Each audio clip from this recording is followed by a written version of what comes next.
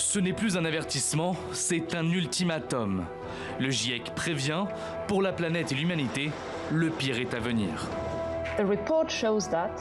Le rapport montre que dans les 20 prochaines années, le réchauffement planétaire, la température moyenne à la surface de la Terre sur une période de 20 ans, devrait atteindre ou dépasser 1,5 degré par rapport à la fin des années 1800.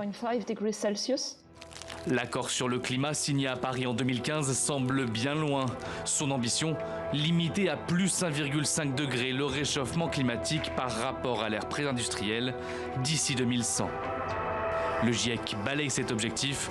Il estime que l'échéance pourrait arriver d'ici une dizaine d'années, autour de 2030. En cause, l'augmentation constante des émissions de CO2 dans l'atmosphère.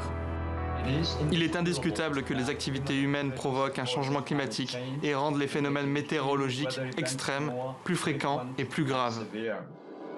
Au fil des pages, le constat du rapport est catastrophique. La moyenne annuelle de l'épaisseur de la glace arctique a atteint son plus bas niveau depuis au moins la fin du 19e siècle.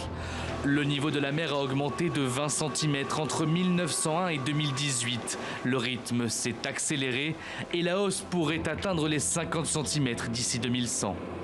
Les vagues de chaleur ont doublé en 16 ans.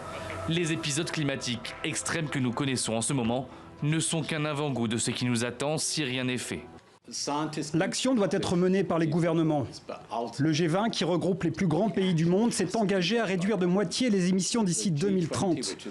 Beaucoup de ces grands pays, la Chine, l'Arabie Saoudite, la Russie, l'Australie, n'ont pas encore présenté des plans plus ambitieux comme ils se sont engagés à le faire à Paris. Ils doivent maintenant le faire et de toute urgence.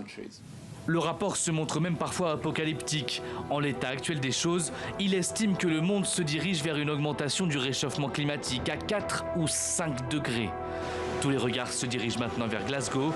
C'est ici que les dirigeants du monde entier se retrouveront pour la COP26 en novembre.